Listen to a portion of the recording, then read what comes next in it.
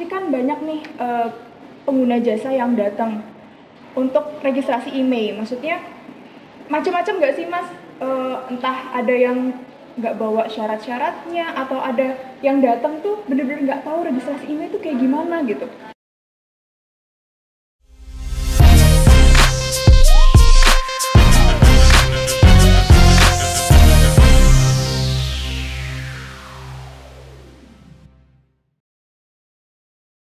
Halo Bala Becus, kembali lagi di podcast Angkringan Becus. Yeay!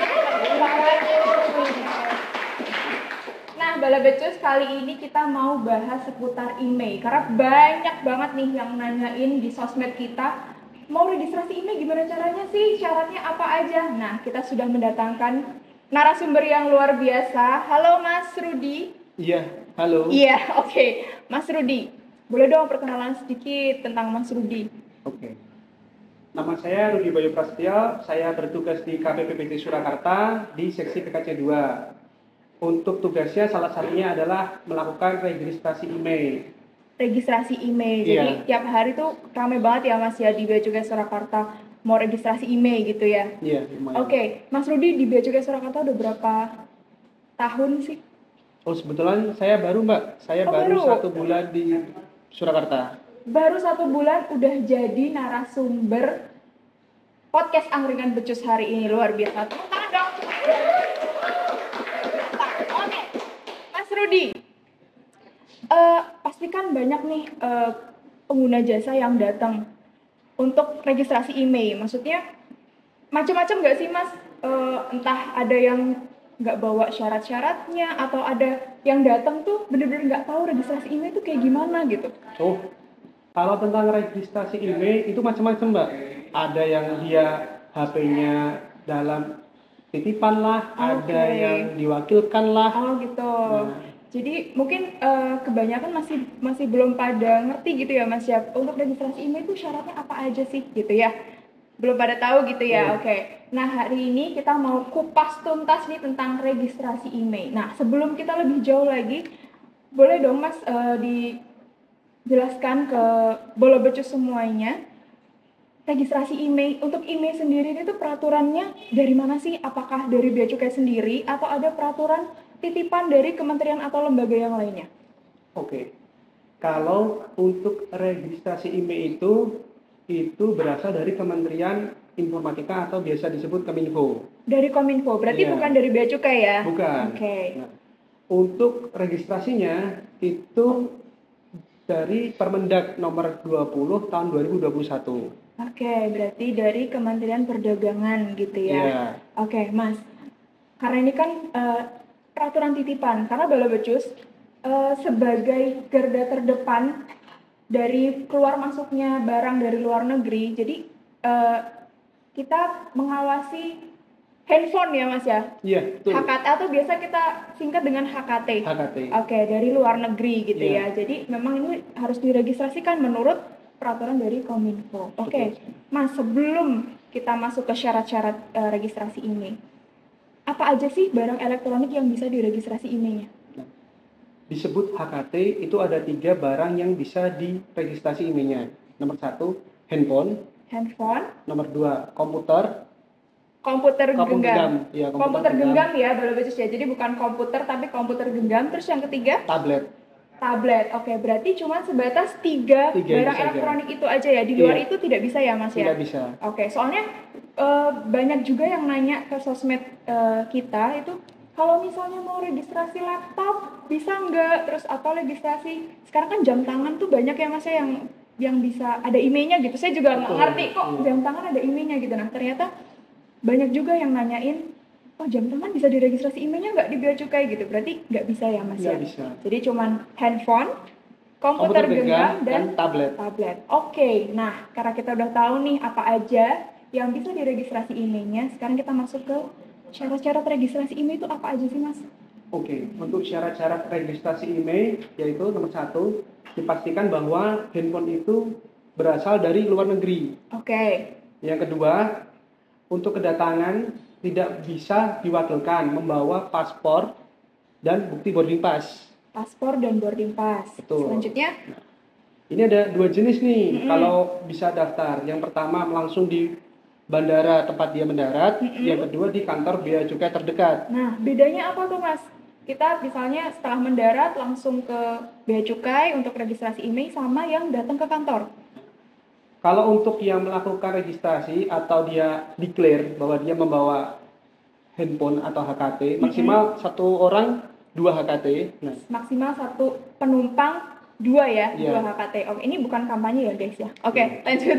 nah itu mendapatkan pembebasan sebesar 500 US dollar Per penumpang. per penumpang. Oke, per penumpang bukan karena ada yang nanya juga. Saya bawa keluarga ini ada 4 orang loh. Ini sekeluarga berarti dapat pembebasan 2000 US dollar dong gitu. Itu gimana Mas? Nggak bisa ya?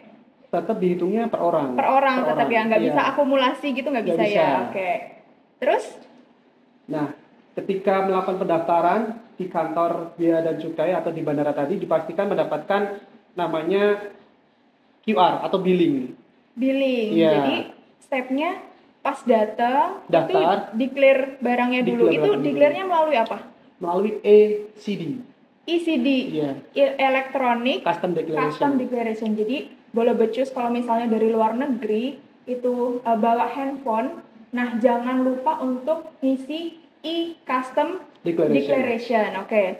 Lanjut Mas. Nah, jadi nanti ditangani sama petugas bea dan cukai. Sekali lagi, IMEI itu mendapatkan pembebasan 500 US dollar apabila melaporkan ke bandara kedatangan Oke. dan tidak mendapatkan pembebasan jika melaporkan di kantor bea cukai terdekat setelah keluar dari bandara. Oke, berarti kalau misalnya harga handphonenya 700 US dollar misalnya, berarti dapat pembebasan 500, yang sisanya tetap bayar Baru. pajak ya. Iya, betul. Oke, jadi kalau misalnya barangnya lebih dari 500 US dollar itu terhadap sisanya atau selisihnya dikenakan Bea pajak, masuk, iya. bea masuk. Nah, bea masuknya sendiri berapa Mas? Nah, untuk perhitungan bea masuk itu nomor 1 ada bea masuk sebesar 10%. 10%, oke. Yang kedua ada PPN 11%. Oke. Yang ketiga ada namanya PPh final. Itu apabila dia memiliki NPWP dikenakan 10% dan apabila tidak mempunyai NPWP dikenakan 20%. Oke, berarti sudah jelas ya bea masuk 10%, PPN-nya 11,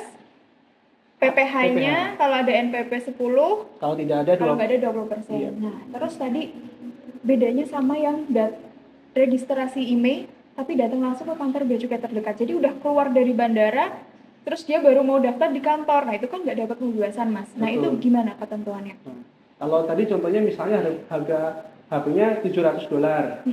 Berarti apabila dia mendaftarkan di kantor atau di luar bandara, dia tidak mendapatkan pembebasan 500, melainkan langsung kena dari 700 dolar, kita konversi ke nilai rupiah, habis itu dikalikan 10% dia masuk, kena PPh 21 tadi kalau punya NPWP itu 10%, kalau tidak punya 20%, dan kena PPN 11%. Oke, berarti full ya, nggak ada pembebasan ya. tanpa Oke, pembebasan. jadi bola becus jangan lupa kalau misalnya registrasinya dilakukan setelah keluar dari bandara atau di kantor bea cukai terdekat itu tidak mendapatkan pembebasan 500 US dollar. Nah, kalau nggak salah Mas, ini kayaknya dikecualikan kalau misalnya bola becus ini pas di bandaranya lapor dulu tuh ke petugas. Itu gimana tuh?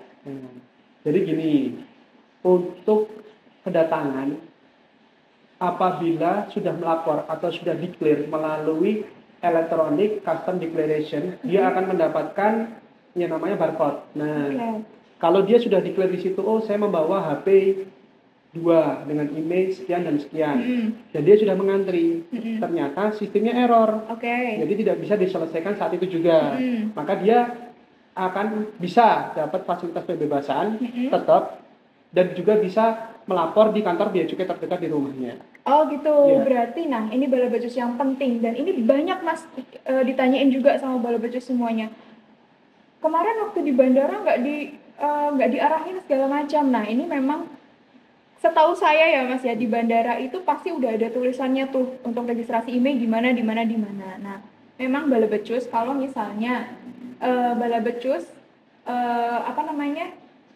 melaporkan HKT-nya terus dapat barcode warna merah kalau nggak salah ya Mas ya, dengan tulisan apa Mas kalau nggak salah tuh penelitian lebih lanjut. Nah, Betul. itu warna merah, itu Bala Becus nanti bisa dapat pembebasan kalau registrasi di kantor bea cukai terdekat atau setelah keluar dari bandara gitu ya. Nah, ada maksimalnya nggak, Mas? Ada. Nah, untuk maksimalnya adalah 5 hari setelah keluar dari bandara. Jadi misalnya ini pembebasannya dilapor setelah 5 hari, ya pembebasannya hilang. Hilang. Oke, Iya. berarti nggak bisa ya Nggak kalau bisa. lebih dari 5 hari. Jadi ini berbeda dengan yang 60 hari tadi ya. Kalau Iya. registrasi IMEI itu bisa sampai maksimal 60 hari Sejak kedatangan. Tapi kalau untuk case yang penelitian lebih lanjut atau tidak bisa diselesaikan di bandara langsung, itu bisa dapat barcode warna merah, terus maksimal 5 hari Iya, sejak sejak kedatangan. kedatangan. Oke, baik. Nah, Mas Rudi, kalau ini kan tadi memang HP yang dari luar negeri ya, dengan Iya. catatan dari luar negeri. Nah, ini sekaligus informasi juga buat Balabacu semuanya. Ini bisa dijadikan modus penipuan juga, Mas. Jadi HP yang beli dalam negeri itu juga banyak ditanyain, ini aku mau registrasi IMEI gitu dalam negeri. Nah, kan nggak bisa ya Mas ya di bea cukai ya kalau Tidak HP beli bisa. dari dalam negeri ya. Nah, itu gimana Mas? Jadi gini, kalau misalnya untuk teman-teman yang melakukan pembelian HP di dalam negeri harus hati-hati, harus dicek itu emailnya melalui websitenya Kominfo atau website di Bea Cukai. Dipastikan bahwa emailnya itu aktif secara permanen. Oh, sudah terdaftar gitu Iya. ya. Jadi kalau beli di dalam negeri atau online shop dalam negeri itu hati-hati bala becus, soalnya banyak juga dijadikan modus kayak waktu eh, zaman pandemi itu Mas. Iya. Itu juga ternyata banyak oknum yang mengatasnamakan bea cukai itu mengiming-imingi ini saya aktifin deh emailnya gitu ya, tapi ternyata cuma berjalan 3 bulan. Setelah 3 bulan emailnya nggak bisa lagi, sinyalnya hilang lagi, baru deh ngelapor ke bea cukai. Ini bea cukai gimana sih kok kemarin udah daftar loh di bea cukai, masa sinyalnya hilang, padahal mereka sudah bayar juga ternyata gitu. Nah, Mas Rudi, untuk registrasi IMEI ini bayar nggak sih? Kalau untuk registrasi emailnya itu sebenarnya gratis. Nah, Gratis ya, gratis. Oke. tapi yang dibayarkan adalah atas HKT-nya atau atas barangnya. Itu sudah terutang sesuai dengan peraturan Permendak nomor 20 tahun 2021. Oke. Nah, jadi untuk emailnya, mau email HP yang mahal atau yang middle atau yang murah sekalipun itu gratis. Tapi yang terutangnya adalah merek-merek HP. Jadi beda nih antara email itu semua sama. Jadi beda antara harga HP yang kelas atas, kelas menengah atau kelas bawah. Di situ Oke. Nah, jadi daftar IMEI itu gratis, tapi yang dibayarkan adalah pungutan pajaknya gitu ya, pungutan pajaknya atas handphonenya. Atas handphonenya. Jadi nggak ada tuh bayar registrasi IMEI itu harus bayar sekian nggak ada. Jadi memang karena sesuai dengan peraturan, barang yang dibeli dari luar negeri yang masuk ke Indonesia itu terhutang pajak bea masuk ya Mas ya, betul. Nah, Mas Rudi, apakah ada lagi yang mau disampaikan kepada Bala Becus? Untuk teman-teman, apabila ragu itu segera melapor ke kantor bea cukai. Jadi terkait email atau terkait layanan itu bea cukai tidak pernah menghubungi secara person to person. Jadi selalu atas kantor. Nah, jadi dipastikan supaya tidak terjadi banyak penipuan yang mengatasnamakan bea cukai. Sebaiknya apabila mempunyai kepentingan atau keperluan dengan bea dan cukai, entah terkait email atau terkait apapun, lebih baik datang ke kantor. Oke, nah itu hati-hati ya Bala Becus ya, hati-hati terhadap penipuan yang mengatasnamakan bea cukai. Jadi kalau Bala Becus semuanya mau registrasi email atau bayar pajak gitu ya, itu Bala Becus akan mendapatkan kode billing. Jadi kalau nggak dapat kode billing, itu sudah dipastikan penipuan ya Mas ya. Hati-hati gitu. Nah, Mas Rudi, terima kasih banyak sudah mengedukasi juga ya terkait registrasi email ini. Nah, sebelum kita tutup nih, Mas Rudi kok nggak nanya sih dari tadi ini aku pakai produk bagus loh, masa nggak ditanyain gimana? Produknya unik ya Mbak ya.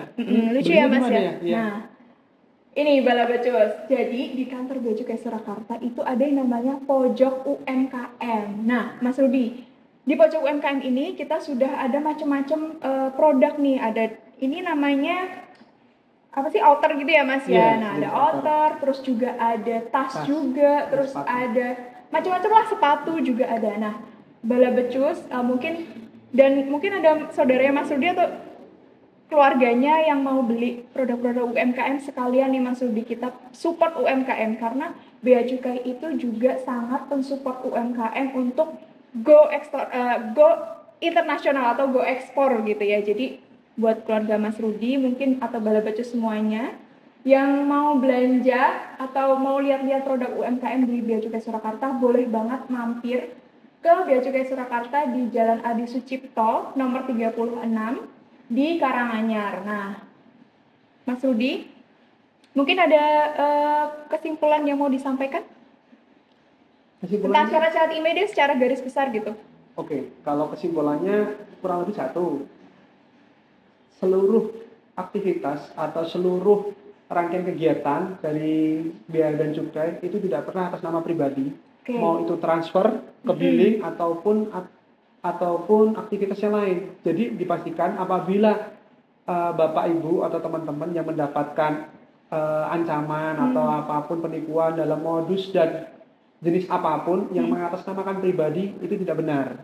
Oke, berarti tidak pernah mau bicara pribadi ya. Oke, terus mungkin bisa diulang sedikit ya tentang syarat-syarat registrasi IMEI. Tadi ada paspor, terus ada boarding pass, terus NPWP kalau ada ya Mas ya, sama handphone yang mau diregistrasi jangan lupa dibawa. Oke, mungkin itu aja Bala Becus, luar biasa. Terima kasih sekali lagi Mas Rudi sudah hadir di sini menyapa Bala Becus semuanya.